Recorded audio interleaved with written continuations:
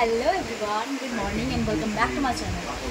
So এখন আমি আছি ট্রেনে আর এখন বাজে হচ্ছে 4:30 মতো। তো 4:30 বাজে নাকি বল? আচ্ছা, তো এখনই হঠাৎ করে আছে সারা রাত আমি ঘুমোইনি, ভাইয়া ঘুমোচ্ছিল কিন্তু আমার ঘুম পাইনি এতটুকু। আর আমার ইচ্ছে হলো যে মর্নিং ওয়াকে যাবো, তা ভাইয়াকে বললাম যে চল মর্নিং ওয়াকে বেরোবো। মর্নিং ওয়াকে বেরিয়ে আমার আমাদের মাথা কোনো সময় মনে হয় ঠিকঠাক কাজ করে না, সত্যি ডিফেক্ট আছে। তো সেখান থেকে ভাইয়াকে বললাম যে চল ভাইয়া বহরমপুর যাবো। তা হঠাৎ করে চলে এলাম, আর কিছুই না। তো এখন যাবো বহরমপুর, দিয়ে আবার দেখি একটুখানি স্কয়ারে ঘুরবো তারপরে গিয়ে ভাইয়া তো এখনও বহরমপুরেই থাকে। তো ওরা না দুদিন গেছিলো মর্নিং ওয়াকে, তো আমাকে সেই গল্প শুনেছিল। তো আমি ভাবলাম চলো ঠিক আছে আমি যাবো, চল আজকে যাই তাহলে। তো স্কোয়ারে যাবো, ঘুরবো করবো, তারপর বাড়ি টানা আসবো। তো চলুন আজকে মর্নিং ওয়াকের যে ভিডিওটা সেটা একটুখানি শেয়ার করি, দেখতে থাকুন আর সাথে থাকুন। টাটা।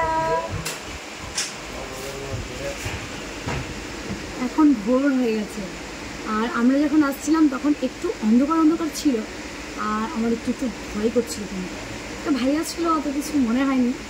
তো চলুন দেখতে থাকুন আর সাথে থাকুন, ভিডিও দেখুন। সো এভরিওয়ান, এখন এই যে ট্রেনটা ছেড়ে দিয়েছে আর আমরা চলে যাব। আর আমার একটা কি বলবো, একটা অমানুষ ভাইয়া আছে না একটু মানুষও। তো এই যে সবাইকে সুন্দর একটা বলবো সময় আমি উপহার দিতে চাইছি, যেটা আমার ভিডিওর মাধ্যম দিয়ে এত সুন্দর একটা সকাল উপহার দিচ্ছি সবাইকে জানাই শুভ সকাল। রাতে ভিডিও এডিট করার জন্য বা আমার কাজের জন্য রাত্রিবেলা একটু দেরি হয় ঘুমোতে, আর সকালবেলা উঠতেও একটু দেরি হয়ে যায়। কিন্তু এই যে ভোরবেলা যেদিন উঠি না, সত্যিই ভীষণ সুন্দর লাগে। সকালটা যে এত মিষ্টি এত সুন্দর হয়, সত্যি খুব ভালো লাগে। কেউ কমেন্টে জিজ্ঞেস করছেন পায়েল কার সাথে দেখা করতে গেছিলে। আমি আসলে কারোর সাথে দেখা করতে যাইনি, সেদিন আমি আর ভাইয়া দুজন মিলেই আমাদের ইচ্ছে হলো আর আমরা বহরমপুর চলে গেলাম ভোরবেলা। আমার সত্যি বলতে রাতে ঘুমোতে লেট হয়েছিল, ভোর হয়ে গেছিল। তা বললাম যে ভাইয়া চল যাবি মর্নিং ওয়াকে? তো ভাইয়া বললো চল। আর সত্যি বলছি, আমার ভাইয়া দাদা দুজনেই আমার এত ভালো কাছের বন্ধু, ওরা আমার আবদার মেটায় আর আমিও চেষ্টা করি ওদের আবদার রাখার। তবে দাদা তো এখন বাড়ি নেই, ভাইয়াকে বলেছিলাম আর ভাইয়া আর আমি চলে গেছিলাম। তারপরেই আমাদের ঠিক হলো যে চল বহরমপুর যাই। তো এইভাবেই যাওয়া আর কি। আজকের এই মর্নিংটা আমার অনেক বেশি ভালো লাগছে, আজকের সকালটা। আর সেটার কারণটা হচ্ছে আমার ভাইয়া।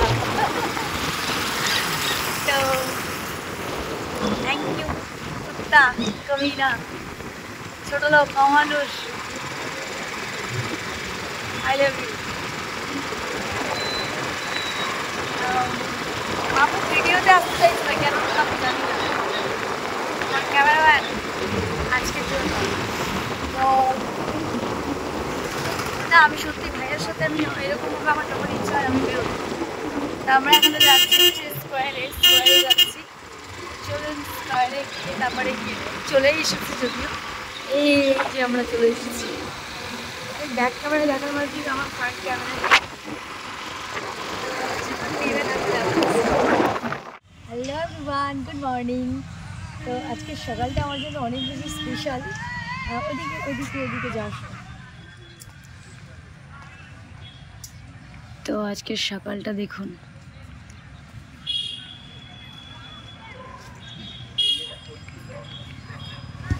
কি সুন্দর একটা ব্যাপার।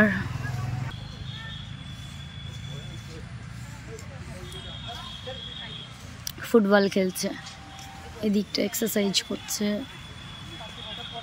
দেখুন সুন্দর একটা পরিবেশ দেখুন।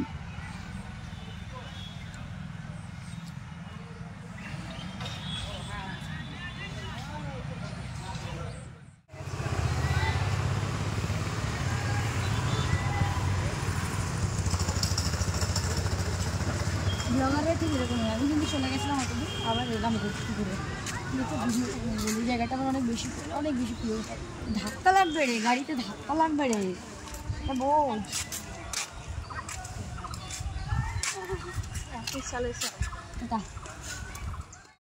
আচ্ছা, ওখানে গিয়ে তারপর আমরা স্কোয়ারে গেছিলাম। স্কোয়ার থেকে ফিরে আমরা বাড়ি ফেরার পথে, মানে বাড়ি আসার আগে ওখানে কিছু খাওয়া দাওয়াও করেছিলাম। সকালবেলা ব্রেকফাস্ট ওখানে সেরে এসেছিলাম।